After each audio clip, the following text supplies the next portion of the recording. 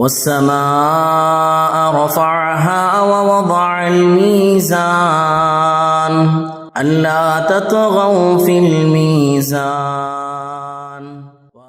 நான் என்ன கேட்கிறோம், நாங்க பகிரங்கமா உங்களிடத்தில் சவாலாய் கேட்கிறோம். இது மாதிரி ஆவிகளின் டாக்டர், பாவிகளின் டாக்டர், பேய்களின் டாக்டர், பிசாசுகளின் டாக்டர் யாரெல்லாம் இருக்கிறீங்களோ உங்களுக்கு பகிரங்கமாய் சில விஷயங்களை அறைகூவல் விடுகிறோம்.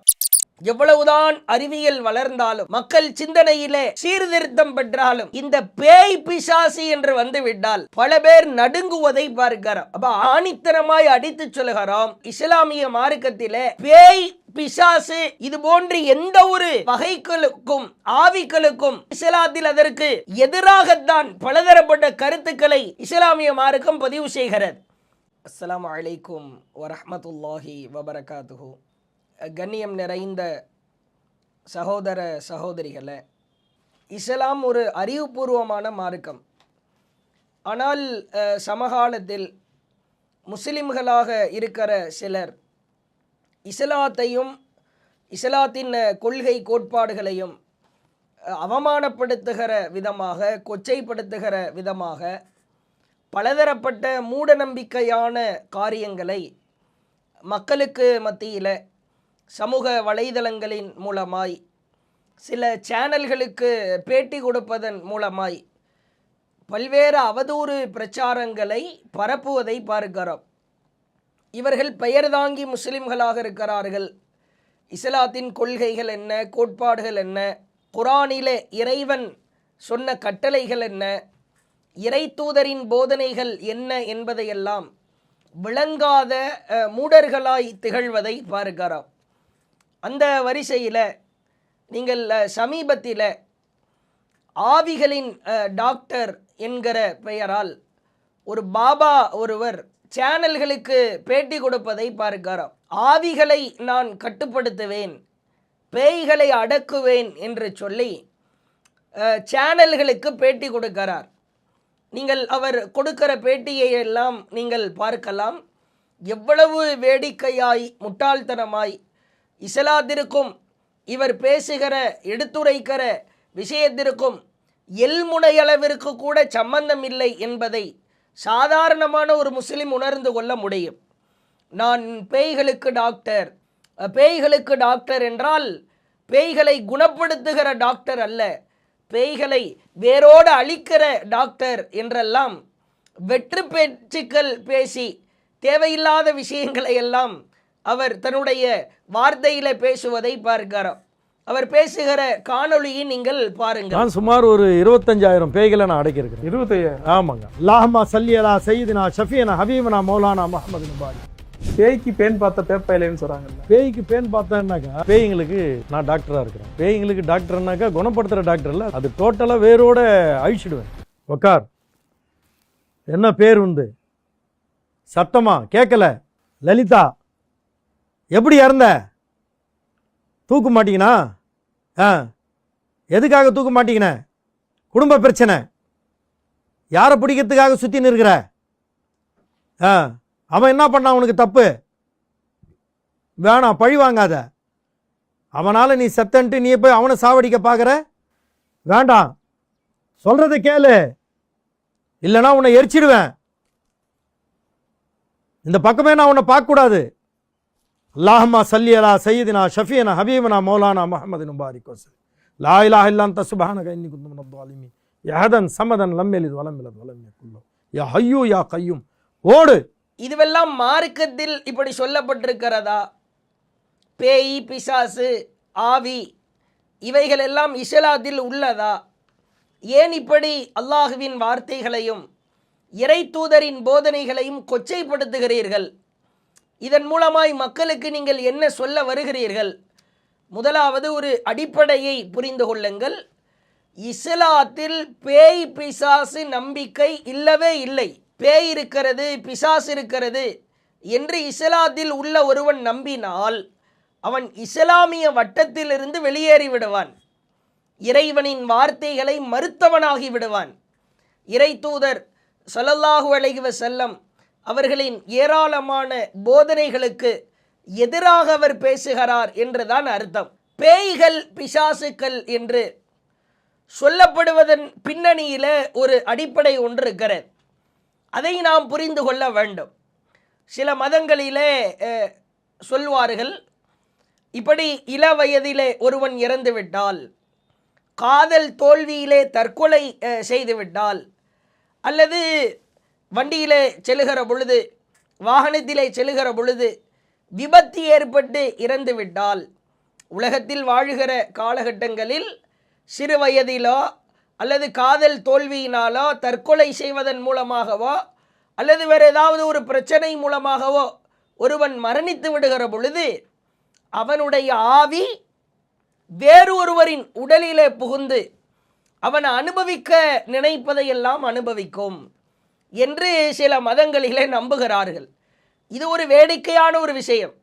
ஒருவன் தற்கொலை செய்து கொள்கிறான், என்னால் வாழ முடியல, காதல் தோல்வியாகிவிட்டேன், கடன் தொல்லையாக இருக்கிறது, அல்லது இறைவனின் நாட்டத்தினால் ஒரு விபத்து ஏற்பட்டு மரணிக்கிறான்.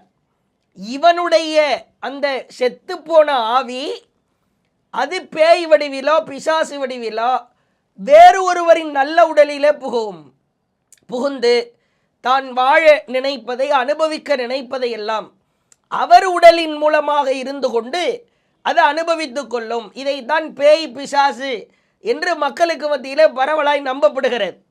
பல சினிமா படங்களிலும் இது போன்ற முட்டாள்தனமான மூடத்தனமான கருத்துக்களை பதிய வைப்பதை பார்க்கிறோம். யாராவது ஒருவர் இறந்து விடுகிற பொழுது அவருடைய ஆவி ஒரு ஹீரோவுடைய உடலிலோ ஹீரோயினுடைய உடலிலோ அல்லது ஒரு பெரிய அரண்மனை போன்று ஒன்று காட்டப்பட்டு அந்த அரண்மனைக்குள் இருக்கிற ஒரு அறைக்குள் இருப்பது போன்ற தோற்றத்தையோ பிம்பமாய், எவ்வளவுதான் அறிவியல் வளர்ந்தாலும் மக்கள் சிந்தனையிலே சீர்திருத்தம் பெற்றாலும் இந்த பேய் பிசாசு என்று வந்துவிட்டால் பல பேர் நடுங்குவதை பார்க்கிறோம்.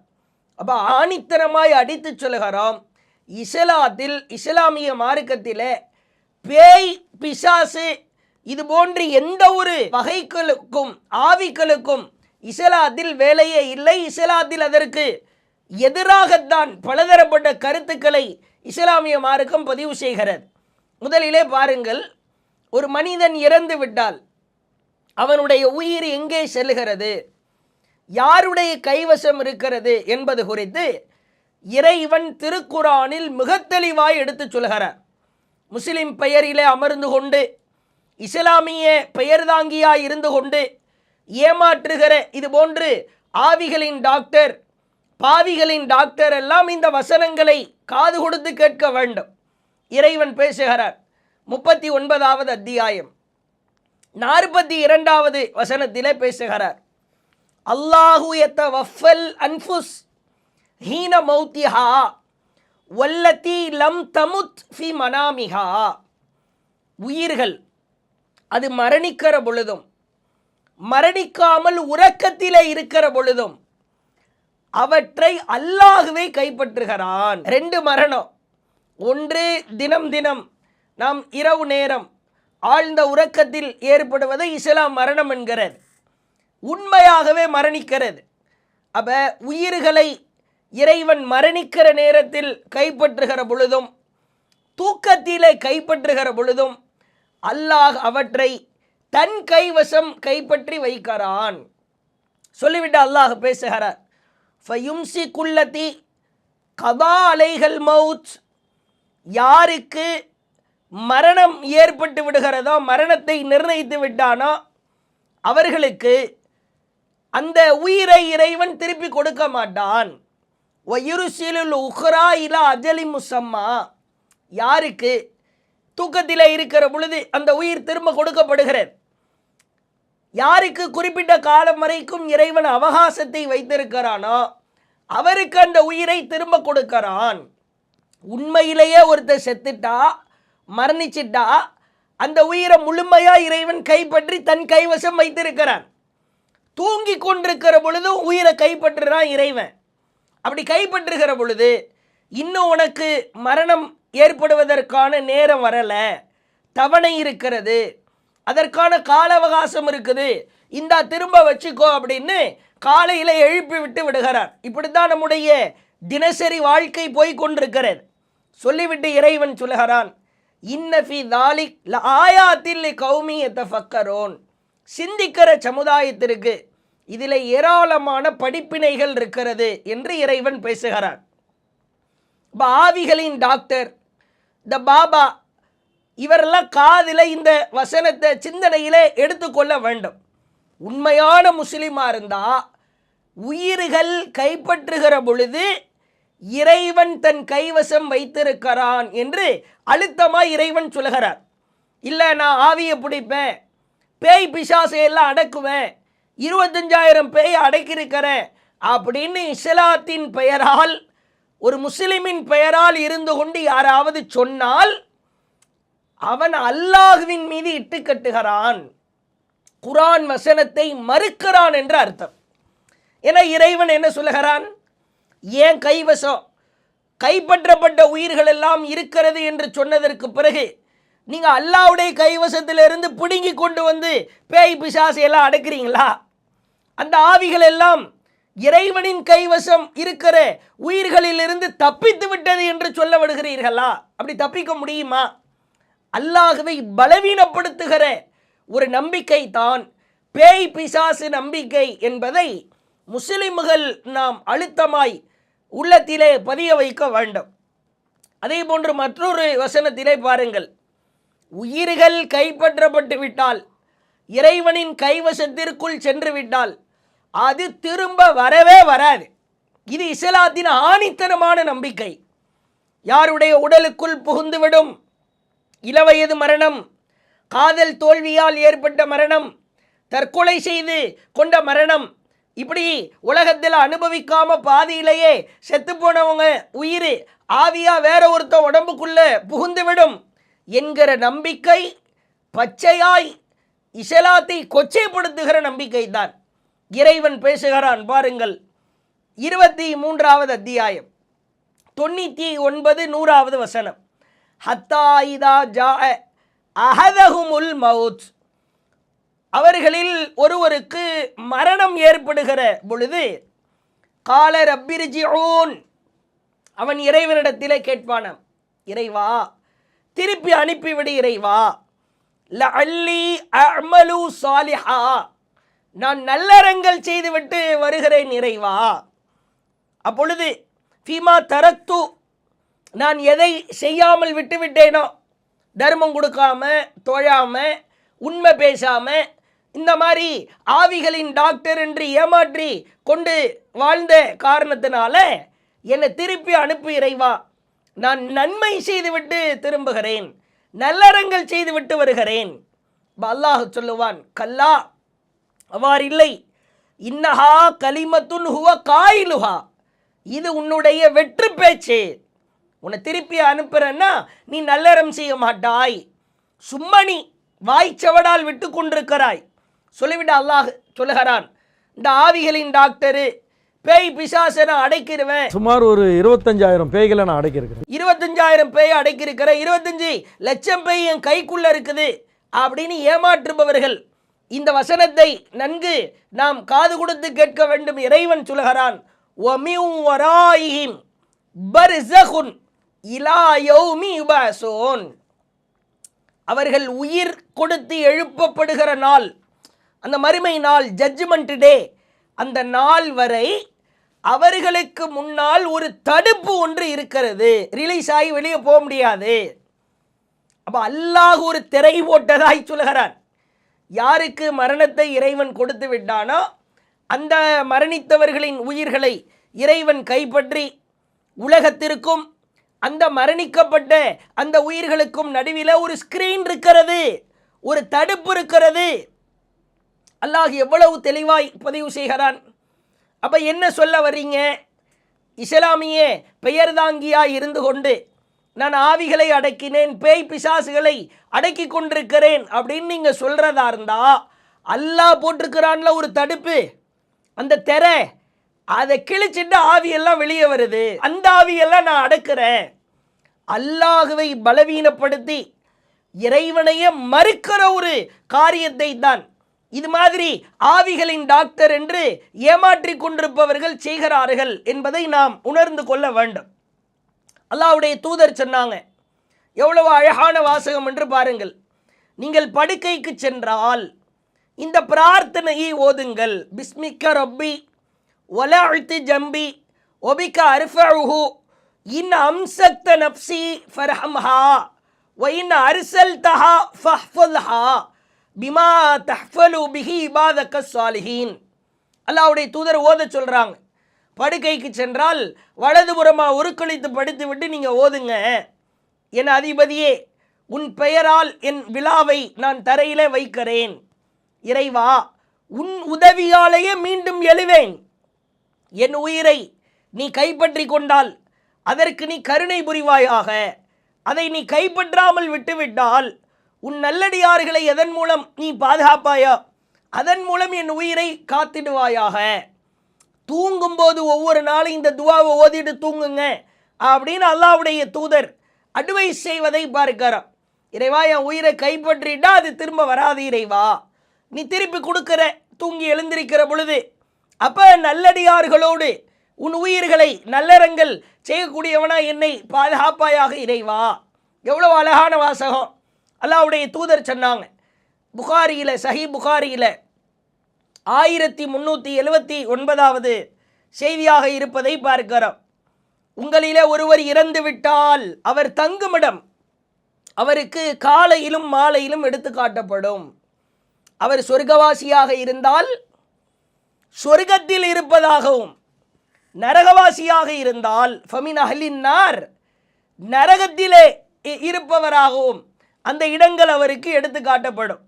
மேலும் ஹாதா மக்அதுக் ஹத்தா யப்அஸக அல்லாஹு யௌமல் கியாமா, பிறகு உயிர் கொடுத்து எழுப்புகிற நாள் வரை, அந்த மறுமை நாள் வரை இதுவே இந்த கபரே உன்னுடைய தங்குமிடம் என்று கூறப்படும். அல்லாஹ் உயிரை கைப்பற்றுகிறான். கைப்பற்றிவிட்டு அவன் நல்லவனா கெட்டவனா, கேள்விகளுக்கு பதில் சொல்லிவிட்டால் அவன் நல்லவன், கேள்விகளுக்கு பதில் சொல்லாமல் இருந்தால் கெட்டவனாக இருப்பான். உலகத்தில் அவன் வாழ்ந்த அந்த தகுதிக்கு தகுந்தார் போன்று, தரஜாவிற்கு தகுந்தார் போன்று, நல்ல காரியங்களை செய்ததற்கு தகுந்தார் போன்று நல்லவனாக இருந்தால் கூலி கொடுக்கப்படும், கெட்டவனாக இருந்தால் அவனுக்கு நரகம் என்று எழுதப்படும். பிறகு அல்லாஹுவின் தூதர் சொன்னாங்க, எழுப்புகிற நாள் வரை, கியாமத்து நாள் வரைக்கும் நீ இங்குதான் இருப்பாய் என்று அவனுக்கு தெளிவாக பதில் சொல்லப்படும். வெளியே போகவே முடியாது. அப்புறம் எப்படி ஆவியை நான் அடக்கிறேன், பேய் அடக்கிறேன், பிசாசு அடக்கிறேன்? ஏன் இப்படி இஸ்லாத்தின் பெயரால் ஒரு முஸ்லீமாக இருந்து கொண்டு, பெயர் தாங்கி முஸ்லீமாக இருந்து கொண்டு இப்படி மக்களை ஏமாற்றுவதற்கான அவசியம் என்ன வந்தது?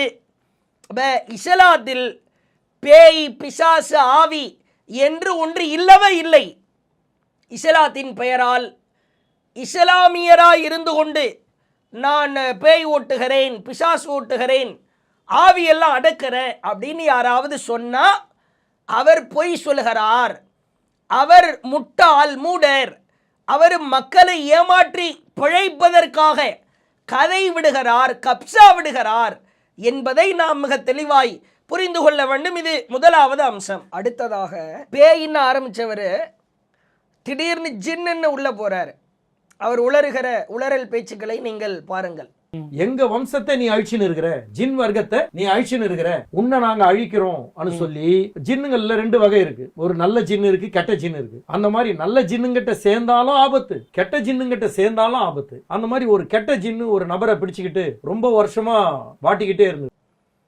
பேயின்னு ஸ்டார்ட் பண்ணிட்டு ஜின்னுல 2 வகை இருக்குது. நல்ல ஜின் இருக்குது, கெட்ட ஜின் இருக்குது. எவ்வளவு பெரிய ஒரு முரட்டு உளறல் என்பதை நீங்கள் கூர்ந்து கவனிக்கலாம். ஜின்கள் குறித்து இஸ்லாத்தின் நிலைப்பாடு என்ன?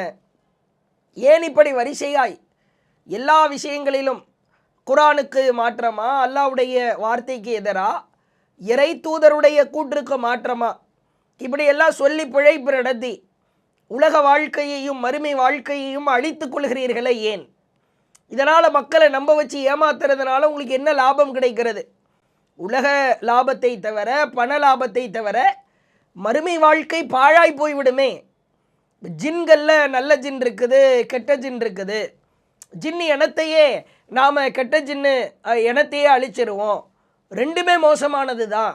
இப்படியெல்லாம் வாய்க்கு வந்தபடி ஒரு இஸ்லாத்தின் அடிப்படை கூட தெரியாத அளவிற்கு இந்த ஆவிகளின் டாக்டர் உளறுவதை பார்க்கிறோம். ஜின்னை முதல்ல கட்டுப்படுத்த முடியுமா, அல்லது ஜின்கள் கண்களுக்கு தான் தெரியுமா? அது ஒரு நீண்ட ஒரு சப்ஜெக்டு. ஜின்கள் குறித்து பேசுவதாக இருந்தால் அவர்கள் நெருப்பால் படைக்கப்பட்ட ஒரு படைப்பு. நல்ல ஜின்கள் உண்டு, கெட்ட ஜின்கள் உண்டு. யாருமே மனிதர்களுக்கு எந்த பாதிப்பையும் ஏற்படுத்த முடியாது. இது இஸ்லாத்தின் நிலைப்பாடு. ஜின்களை கண்ட்ரோல் பண்ண முடியும், ஜின்களை பார்க்க முடியும். ஜின்னு தான் ஆவி வடிவத்தில் வருது, பேய் பிசாசு வடிவத்தில் வருது. என்ன ஆதாரம்? பேயின்னு ஆரம்பித்து பிசாசுன்னு ஆரம்பித்து ஆவியில் போய் நின்று அடுத்து ஜின்னுக்கு உளறி கொண்டிருக்கிறார் என்று சொன்னால் இவருடைய அந்த சிந்தனை ஏமாற்றுவதற்காக எவ்வளவு தூரம் செல்கிறது என்பதை பார்க்கிறோம். இஸ்லாத்தின் பார்வையில் ஜின்களை யாராலும் கட்டுப்படுத்த முடியாத, அவர்கள் கண்களுக்கு தெரியாத, புலப்படாத ஒரு படைப்பு. மறைவானவற்றை நம்ப வேண்டும். அது இல்முல் கைபு, அது மறைவான ஞானம், மறைவான விஷயம். ஒரு முஸ்லிம் என்று சொன்னால், உண்மையான இஸ்லாமியன் என்று சொன்னால் வெளிப்படையானதையும் நம்புவான். அல்லாஹ் மறைவாக இருக்கிற சில விஷயங்களை நம்ப வேண்டும் என்று சொல்லி இருக்கிறான், அதையும் நம்புவான். அல்லாஹுவின் தூதர் காலத்தில் நடைபெற்ற ஒரு சம்பவத்தை பார்க்கிறோம். சஹி புகாரியில் 461வது செய்தி. அல்லாஹ்வுடைய தூதர் சொன்னாங்க, நேற்று இரவு இஃப்ரீத் என்கிற ஒரு ஜின்னு என் முன்னால் தோன்றி திடீரென்று என்னுடைய தொழுகையை கெடுக்க முயன்றது. இஃப்ரீத் என்ற ஒரு ஜின்னு முஹம்மது ஸல்லல்லாஹு அலைஹி வஸல்லம் அவங்க முன்னால் தோன்றி தொழுகையை கெடுக்க முயல்கிறது. அப்போ அதை பிடிப்பதற்கான சக்தியை இறைவன் எனக்கு வழங்கினான். ரசூலுல்லாஹ்வுக்கு அந்த சக்தியை இறைவன் கொடுக்கிறான். காலையிலே நீங்கள் அனைவரும் அதை காண வேண்டும் என்பதற்காக இந்த பள்ளிவாசலுடைய தூணில் அதை கட்டி வைக்க எண்ணினேன். உங்கள்கிட்டலாம் அந்த ஜின்னை காட்டிடுவோம் என்பதற்காக அல்லாஹ் கொடுத்த சக்தியை பெற்றுக்கொண்டு அந்த ஜின்னை கட்டி வைக்க நான் முயன்றேன். ஆனால் எனக்கு ஒரு நபியின் பிரார்த்தனை நினைவுக்கு வந்தது. சுலைமான் அலைஹிஸ்ஸலாம் அவர்கள் காலத்தில் அவர்களுக்கு ஜின்களை இறைவன் வசப்படுத்தி கொடுத்தான். இது நபிமார்களுக்கு இறைவன் செய்கிற அற்புதம். சுலைமான் அலைஹிஸ்ஸலாம் கேட்டாங்க, கால ரப்பிகுஃபிர்லி, இறைவா என்னை மன்னித்து விடு, வஹப்லி முல்கல் லா யம்பகி லி அஹத், எனக்கு பிறகு மிம்பஅதி எவருக்குமே கொடுக்கப்படாத ஒரு ஆட்சியை எனக்கு நீ வழங்கு இறைவா. எனக்கு பிறகு வேறு யாருக்குமே கிடைக்காத ஒரு ஆட்சி மாதிரி பாக்கிய மாதிரி எனக்கு வழங்கு இறைவா. இன்னக அன்தல் வஹாபு, இறைவா நீயே கொடை வல்லல் என்று பிரார்த்தனை செய்தார். எனக்கு கிடைச்ச மாதிரி வேறு யாருக்கும் கொடுக்காத இறைவா அப்படின்னு அவங்க ஆசைப்பட்டு துவா செஞ்சாங்க. அந்த துவா எனக்கு நினைவுக்கு வந்தது. சகோதரர் சுலைமான் அவர்களின் பிரார்த்தனை எனக்கு நினைவுக்கு வந்ததால் அந்த இஃப்ரீத் என்ற ஜின்னை அடித்து விரட்டிட்டேன். நான் அதை கட்டி போடலை, உங்களுக்கெல்லாம் காட்டணும்னு நான் முயற்சி செய்யலை. இது அல்லாஹ்வுடைய தூதர் முஹம்மது ஸல்லல்லாஹு அலைஹி வஸல்லம் அவங்க சொல்கிற செய்தியை பார்க்கிறோம். அப்போ ரசூல்லாவே ஒரு ஜின்னை கண்ட்ரோல் பண்ணணும், அதை கட்டி போடணும், அதை மக்களுக்கெல்லாம் தெரிகிற மாதிரி காட்டணும் அப்படின்னு விரும்பலை. அப்போ ஆவிகளின் டாக்டராக இருக்கிற உங்களால் மட்டும் எப்படி கண்ட்ரோல் பண்ண முடியும், கட்டுப்படுத்த முடியும்? எப்படி நீங்கள் கண்ணுக்கு முன்னாடி பார்க்குறீங்க? பார்க்கவே முடியாது என்று குரானிலும் அல்லாஹ்வுடைய தூதர் முஹம்மது ஸல்லல்லாஹு அலைஹி வஸல்லம் அவங்களுடைய வார்த்தையிலும் சொல்லப்பட்டதற்கு பிறகு ஜின்களை எல்லாம் நான் கண்ட்ரோல் பண்ணுவேன் அப்படின்னு சொல்வது எவ்வளவு பெரிய ஒரு மூடத்தனம் என்பதை நீங்கள் பார்க்கலாம்.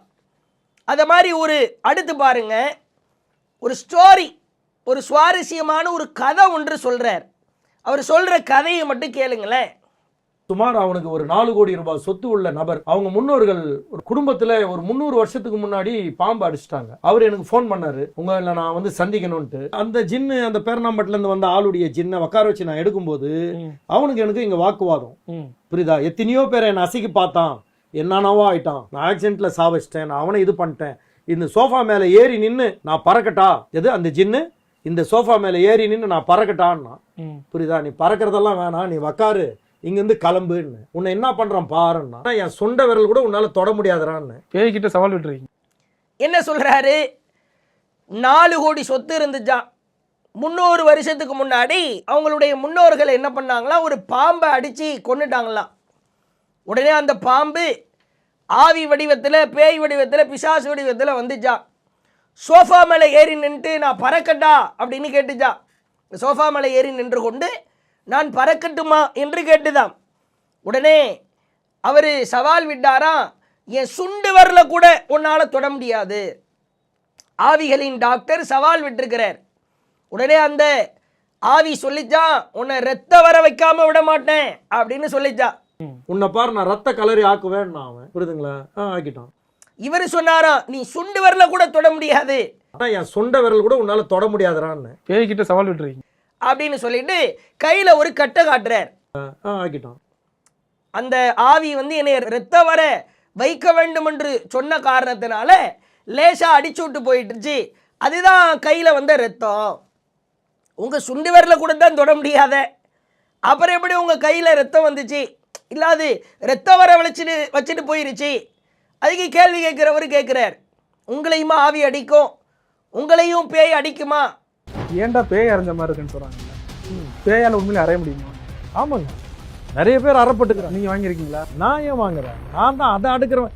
என் கையால தான் அது அடி வாங்கியிருக்கோம். இல்லை, எங்களையெல்லாம் அடிக்காது, நான் தான் பேயை விரட்டிக்கிட்டு இருக்கிறேன்னா அதை அடக்குறேனே, அப்புறம் ஏன்டா கையில் ரத்தம் வந்துச்சு? இப்படி முன்னுக்கு பின் முரணாய் ஒரு இஸ்லாத்தின் கொள்கை கோட்பாடுகளை எல்லாம் குழி தோண்டி புதைக்கிற விதமாய் மக்களை மூடனாக்குகிற ஒரு செயலை செய்து கொண்டிருப்பதை பார்க்கிறோம். அதே மாதிரி பாருங்க, ஆவியை பாட்டிலில் பிடிச்சி வைக்கலாம், பேய் பிசாசை எல்லாம் பாட்டிலில் பிடிச்சி வைக்கலாம். இப்போ கேள்வி கேட்குறவர் கேட்குறார், 10 ரூபா பாட்டிலா 20 ரூபா பாட்டிலா, இல்லை எந்த பாட்டில்னாலும் வைக்கலாம். அவன் கிண்டலாக கேள்வி கேட்குறான். பாட்டில் உள்ள வச்சு அப்படியே உள்ள தள்ளுவான். எங்களுடைய பாபா சொல்லி இருக்கிற வழிமுறைகள் இதுதான். நீ பிடிச்சு உள்ள போடு, அவ்வளவுதான். அதுக்கு இந்த மாதிரி 20 ரூபா பாட்டில் யூஸ் பண்ணலாம், இல்ல 10 ரூபா பாட்டில், அதை கூட புரிஞ்சுக்க முடியல. எந்த பாட்டிலா இருந்தாலும் அந்த பாட்டில்ல பேயை பிடிச்சி வைக்கலாம், பிசாசை பிடிச்சி வைக்கலாம், ஆவியை பிடிச்சி வைக்கலாம். எந்த பாட்டில் இருந்தாலும் ஒன்றும் பிரச்சனை இல்லைங்க, நாங்கள் அப்படித்தான் பிடிப்போம் என்று இன்னும் சில உருட்டுக்களை கதைகளை விடுவதை பார்க்கிறோம். அதே மாதிரி பாருங்க, திருமுல்லை வாயில்ல ஒரு இடத்துல ஆக்சிடென்ட் நடக்குமா, கிட்டத்தட்ட 1000 மரணங்களை அவர் பார்த்திருக்கிறாரா. திடீர்னு பார்த்தா அந்த இடத்துல ஆக்சிடென்ட் நடக்குமா. இப்படிதான் ஒரு கணவன் மனைவி போய்கிட்டு இருந்தாங்களா, எதுவுமே இல்லையா, போய் மோதிட்டாங்களா, இறந்துட்டாங்களா. மோதுனா அடி பலமா விழுந்தா, தலையில காயம் ஏற்பட்டா, உடல்ல காயம் ஏற்பட்டா இறந்து போகத்தான் செய்வாங்க. இந்த 1000 மர்ம சாவுகளுக்கு காரணம் அங்க இருக்கிற பேய் தான், பிசாசு தான், ஆவிதான்னு உளர்றாரு. முந்தா நேத்து இதே திருமுல்லை வாயில்ல 3 நாளைக்கு முன்னாடி கணவன் மனைவி 2 பேரும் பைக்ல நிக்கிறாங்க. அந்த இடத்துல சுமார் 1000 பேர் இறந்துருக்கிறாங்க ஒரே இடத்துல. நான் ஆராய்ச்சி பண்ணின்னு இருக்கிறேன் அந்த இடத்த. கணவன் மனைவி 2 பேர் பைக்ல வந்தாங்க, அந்த வேன்ல இடிச்சாங்க, அவ்வளவுதான். நான் இறங்கி ஓடி போய் அவங்கள போய் பார்க்கலான்றதுக்குள்ள அடுத்தவர் அவர் கையை தூக்கி பாக்குறாரு, கை விட்டு போச்சு. அந்த இடம் அந்த மாதிரி அமானுஷமான இடம். அங்க என்ன இருக்கு அப்படி? இந்த மந்திரவாதிங்க ஒரு ஏரியாலையும் சுடுகாட்டுல இருக்கிற ஆவிகளை அவங்களுடைய படிப்பை படிச்சு அதை கிரகிச்சு எடுத்து அந்தந்த இடத்துல நிக்க வைக்கிறாங்க. வாய்க்கு வந்ததையெல்லாம் அள்ளி விடுவதை பார்க்கிறோம். அடுத்து ஒரு முக்கியமான ஒரு சுவாரஸ்யமான கதை ஒன்று சொல்றாரு பாருங்க. என்ன சொல்றாரு? முன்னாள் சிஎம் ஒரு அம்மா இருந்தாங்களாம், அவங்க இறந்துட்டாங்களாம். இவங்க எப்படி இறந்தாங்க அப்படின்னு சொல்லிட்டு அந்த அம்மா இறந்ததை இவர்கிட்ட வந்து கேட்டாங்களாம். இந்த ஆவிகளின் டாக்டர் பாபா கிட்ட வந்து கேட்டாங்களாம், எப்படியாவது கண்டுபிடிச்சு கொடுங்க, அம்மா சாவுல ஒரு மர்மம் இருக்கிற மாதிரி தெரியுது, ஏதோ ஆவி பேய் பிசாசு வேலை மாதிரி தெரியுது, கண்டுபிடிச்சு கொடுங்கன்னு கேட்டாங்களாம். தமிழ்நாட்டில் சிஎம்மா இருந்தவங்க திடீர்னு இறந்துட்டாங்க. அவங்க ஒரு பெண் தான். அந்த அம்மாவை நீங்கள் அழிச்சு பேசணும், அவங்க எப்படி இறந்தாங்க என்ன ஏதுன்னு சொல்லிட்டு, புரியுதுங்களா? அதெல்லாம் முடியாதுங்கன்னு சொல்லி நான் சொல்லிவிட்டேன். இல்லை அதெல்லாம் முடியாது அப்படின்னு நிறைய நீ கண்டுபிடிச்சு கொடுக்க வேண்டியதானே. நீங்கள் தான் எல்லா ஆவியையும் பாட்டிலில் பிடிச்சி வைப்பீங்க, பேய் பிசாசு எல்லாம் நீங்கள் அடக்கி ஒடுக்கி கண்ட்ரோலில் வைக்கிற ஆள் தானே. இப்படி யார் இறந்து போயிட்டாங்களோ அவங்கள குழிக்குள்ளே இருந்து எழுப்ப முடியாது. பல வருடம் ஆயிருச்சு. நம்ம என்னத்தை சொன்னாலும் சில மூடர்களாக இருக்கிற சிலர் நம்புவாங்க அப்படின்னு சொல்லிட்டு வாய்க்கு வந்ததை எல்லாம் அடித்து உளறுவதை பார்க்கிறோம். என்னென்ன டைப் ஆஃப் பேய்கள் இருக்குதுன்னு பட்டியல் போடுறார். பிசாஸ் இருக்கிறது, கொல்லி பிசாஸ் இருக்கிறது, குட்டிச்சாத்தான் இருக்கிறது அப்படின்னு சொல்லிட்டு ஏவல் இருக்கிறது, பில்லி இருக்கிறது, சூனியம் இருக்கிறதுன்றார். நீ என்ன சொல்ல வர்ற? இப்போ பேய் பிசாசு ஆவி சம்பந்தமாக பேசுறியா அல்லது ஏவல் பில்லி சூனியம் சம்பந்தமாக பேசுறியா? அது வேற மேட்ரு. சூனியம் வைக்கிறது, ஏவல் வைக்கிறது, இப்படி முன்னுக்கு பின் முரணா ஒரு விஷயத்தை சொல்ல வர்றதுக்கு முன்னாடி அதில் உளறி கொட்டுவதை பார்க்கிறோம். அதே மாதிரி நீங்கள் பார்க்கலாம், பேய்க்கெல்லாம் ஒரு மறைமுக உலகம் இருக்குதா? இது எல்லாமே மறைமுக ஒரு உலகம் இருக்கு. அவன் அங்கே சொல்லி ஆகணும். பேய்க்கு ஒரு மறைமுக உலகம் இருக்கிறது. இப்படி தான் ஆக்சிடெண்ட் ஆகி தலை நசுங்கி ஒரு ஆள் செத்து போயிட்டாரா, தலையே நசுங்கிருச்சான். அவர் ஆவியா வந்தாரா. ஆவியா வந்தா தலை நசுங்கி செத்துட்டதுனால அந்த ஆவிக்கு மெமரி லாஸ் ஆயிருச்சான். ஒருத்தருக்கு ஆக்சிடென்ட் ஆகி தலை நசுங்கி இறந்துருக்கிறாரு, அவர் ஆவியாகி அவரை நம்ம கேட்குறோம் என்ன பேர் உண்டு என்ன ஏதுன்னு கேட்கும்போது அவருடைய எதுவுமே அவருக்கு ஞாபகம் இல்லை. அவருக்கே மெமரி லாஸ் பிரச்சனை ஏற்பட்டுருக்கு பேய்க்கு. ஏன்னா அவர் அந்த வண்டியில் அடிபட்டு தலை நசுங்கி போனதுனால. எவ்வளோ வேடிக்கை என்று பாருங்கள். உடனே கேள்வி கேட்குறவர் கேட்குறாரு, ஆவிகளுக்கெல்லாம் மெமரி லாஸ் ஆகுமா? ஆமாம் ஆகும். ஏன்பா அந்த தலை மூளை நசுங்கிருச்சுல்ல. எவ்வளவு ஒரு வேடிக்கைத்தனமான ஒரு கேலி கிண்டல் தனமான ஒரு முட்டாள்தனமான ஒரு விஷயம். நம்ம மனுஷனாக இருந்தால் மெமரி லாஸ் ஆகும், செத்தவனுக்கு எதிராக மெமரி லாஸு. செத்தவனுக்கெல்லாம் மூளை குழம்பி போகுமா? மூளை குழம்பி போகும் தானே. அவன் தலை தான் நசுங்கிருச்சில்ல, மூளை நசுங்கிருச்சில்ல அப்படின்னு பயங்கரமாக கதையாய் அள்ளி விடுவதை பார்க்கிறோம். பேயால் அறைய முடியுமா அப்படின்னா அறைய முடியும். அப்படியெல்லாம் சில விஷயங்கள் சொல்வதை பார்க்கிறோம். எக்கச்சக்கமான ஆவிகள் எல்லா இடத்துலையும் சுற்றிக்கிட்டு இருக்குது அப்படின்றார். அதில் நல்ல ஆவி இருக்குது, கெட்ட ஆவி இருக்குது, இங்கே கூப்பிட்டா கூட வரும் அப்படின்றார். பேசிக்கிட்டு இருக்கும்போதே இந்த ஆவிகளின் பாபா என்ன பண்ணுறாரு, இங்கே கூப்பிட்டா கூட வரும் அப்படின்றார். சரி, அந்த நெறியாளர் கேட்குறார், கூப்பிடுங்க, இங்கே ஒரு கெட்ட ஆவியை கெட்ட பேயை கூப்பிடுங்க அப்படின்ன உடனே எக்கச்சக்கமான ஆவிங்க எங்கே பார்த்தாலும் சுற்றிக்கினே தாங்க இருக்கும். அதே மாதிரி தான் இங்கே கூப்பிட்டாலும் வரும், எல்லாமே நல்லதும் வரும் கெட்டதும் வரும். இப்போ ஒரு கெட்டதை கூப்பிடுங்க. இங்கே தான் நாம் கூர்ந்து கவனிக்கணும். இஸ்லாத்தை எவ்வளவு தூரம் கொச்சைப்படுத்துகிறார் என்று பாருங்கள். வாயில் ஏதோ உளர்றார், முஸ்லீம் தானே, ஏதோ அரபு வார்த்தை மாதிரி உளர்றாரு. உளறிட்டு அல்லாஹும்ம ஸல்லி அலா சையிதினா முஹம்மதுன்றார். அல்லாஹும்ம ஸல்லி அலா சையிதினா ஷஃபியனா ஹபீபனா மௌலானா முஹம்மதின் முபாரிக் வஸல்லம். லா இலாஹ இல்லா அன்த சுப்ஹானக இன்னி குன்து மினல் ஸாலிமீன். யஹதன் சமதன் லம் யலித் வலம் யூலத் வலம் யகுல் லஹு யா ஹய்யூ யா கய்யூம். ஓடு. லா இலாஹ இல்லா அன்த சுப்ஹானக இன்னி குன்து மினல் ஸாலிமீன்றார். யா ஹய்யூ யா கய்யூம்ன்றாரு. சொல்லிட்டு அந்த ஆவி கூட பேசுறாராம். யாரு, என்ன பேர் உண்டு அப்படின்றார். என்ன பேர் உண்டு? சத்தமா கேட்கல, காதுல விழலையா, சத்தமா. அது நம்ம காதுலலாம் ஒன்றும் கேட்கல, கேள்வி கேட்டவர் காதுலையும் கேட்கல. லலிதா. லலிதா இவரே ஒரு பேரை வைக்கிறார். எப்படி இறந்த? எப்படி இறந்த?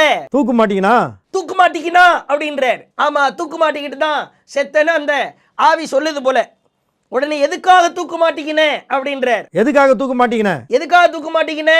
குடும்ப பிரச்சனை. குடும்ப பிரச்சனை. யாரை பிடிக்கிறதுக்காக சுத்தி நிற்கிற? இதெல்லாம் டீலிங் நடக்குது. அவர் மட்டும் ஏதோ தனி உலகத்தில் லூசு மாதிரி மரகலண்டவர் மாதிரி பேசிக்கிட்டு இருக்கிறார். உடனே குடும்ப பிரச்சனைன்னா அவன் என்ன பண்ணான் அப்படின்றார். எவனோ ஏதோ பண்ணியிருக்கான் போல அந்த லலிதாவை, அது ஏதோ குடும்ப பிரச்சனை போல. உடனே சொல்கிறார், வேணாம் பழி வாங்காத, போயிரு, வேணாம் சொல்கிறத கேளு, இல்லைன்னா உன்னை எரிச்சிருவேன் அப்படின்றார். நான் என்ன கேட்குறோம், நாங்கள் பகிரங்கமாக உங்களிடத்தில் சவாலாய் கேட்கிறோம். ஜமாத் தௌஹீத் ஜமாத்து சார்பாக இது மாதிரி ஆவிகளின் டாக்டர், பாவிகளின் டாக்டர், பேய்களின் டாக்டர், பிசாசுகளின் டாக்டர் யாரெல்லாம் இருக்கிறீங்களோ உங்களுக்கு பகிரங்கமாய் சில விஷயங்களை அறைகூவல் விடுகிறோம். இதே மாதிரி கண்ணுக்கு முன்னாடி யாரெல்லாம் கெட்ட ஆவியாக இருக்கிறாங்களோ நல்ல ஆவியாக இருக்கிறாங்களோ அவங்கள நீங்கள் வர வைங்க, கண்ணுக்கு முன்னாடி காட்டுங்க, அவங்க பேசுகிறத மற்றவர்களுக்கு கேட்க வைங்க. அது எப்படி கேட்கணும்? இப்போ உங்கள் கையில் கட்டு போட்டு உட்கார்ந்து இருக்கிறீங்க. ஆவிகளின் டாக்டராக இருக்கிற பாபா என்னை ஒரு ஆவி அடிச்சிருச்சுன்னு கையில் ஒரு கட்டு போட்டிருக்கிறீங்கல்ல, இதே மாதிரி பகிரங்கமாக புறச்சாதனத்தின் அடிப்படையில் மக்களுக்கு முன்னாடி உங்கள் மூஞ்சில் அடிக்கணும், ரத்தம் வரணும், அல்லது உங்கள் நெஞ்சில் அடிக்கணும், உங்கள் உடலில் காயம் ஏற்படணும். அப்படி காட்டிட்டு போயிருங்க. இப்படி ஒன்றை நிரூபித்து விட்டால் நீங்கள் சொல்வது பேய், பிசாசு, ஆவி, அது ஏதோ ஒரு விஷயம் இருக்கிறது என்று மக்கள் நம்பிட்டு போகட்டும். நீ ஏதோ கையில் ஒரு வெள்ளை துணியை வச்சு கட்டிட்டு வருவியா? அதே மாதிரி நீ யாரு, எங்கே செத்த, குடும்ப பிரச்சனையா, அந்த பிரச்சனையா? பகிரங்கமாய் அறைகூவல் விடுகிறோம். உங்களை இப்படி கையில் கட்டிட்டு நீங்கள் உட்கார்றதுக்கு முன்னாடி சும்மா வாங்க. உங்கள் காலில் அடிக்கட்டும், ரத்தம் வரணும், கண்ணுக்கு முன்னாடி வரணும், தலையில் அடிக்கணும், தலையிலிருந்து ரத்தம் வரணும். இப்படி ஒரு ஆவி, இப்படி ஒரு பேய், பிசாசு ஒன்று இருக்கிறது என்று நீங்கள் நிரூபித்து விட்டால் அதற்கு பிறகு நீங்கள் சொல்லுகிற வாதங்களை மக்கள் ஏற்க போகிறாங்க. இது சாத்தியமா? இல்லவே இல்லை. அது நடப்பதற்கு வாய்ப்பே இல்லை. இது மாதிரி இது போன்ற பலதரப்பட்ட உளறல்களை எல்லாம் இவருடைய பேச்சுக்களின் மூலமாய் மக்களை ஏமாற்றுகிற காரியங்களை நம்மால் பார்க்க முடிகிறது. இந்த மாதிரியான ஆட்களை, அதுவும் பெயர் தாங்கி முஸ்லிமாய் இருப்பதை நம்மால் பார்க்க முடிகிறது. அப்போ நாம் தெளிவாய் சொல்வது என்னவென்றால், இஸ்லாத்தின் பார்வையில் பேய், பிசாசு, ஆவி, கொல்லி பிசாசு இதற்கெல்லாம் இடமே இல்லை. அப்படி ஒன்று கிடையவே கிடையாது. இப்படி பேய் இருக்கிறது, பிசாசு இருக்கிறது, அதே போன்று பழிவாங்குகிற சில காரியங்கள் எல்லாம் இருக்கிறது என்று யாரேனும் நம்பினால் அவர் அல்லாஹுவிற்கு மாறு செய்கிறார், இறை வசனத்தை குழி தோண்டி புதைக்கிறார், இறை தூதரின் கூற்றுக்கு எதிராக செயல்படுகிறார் என்பதை நாம் தெளிவாய் உணர்ந்து கொள்ள வேண்டும்.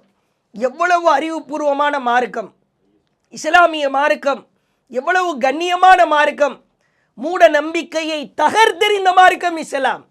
இறை தூதர் தன்னுடைய இறுதி பேருரையிலே சொன்னார்கள், இந்த ஆவி பேரால, பேய் பேரால, பிசாசு பேரால ஏமாத்துறவங்களெல்லாம் இந்த செய்திகளை காதுகளில் கேட்கணும்.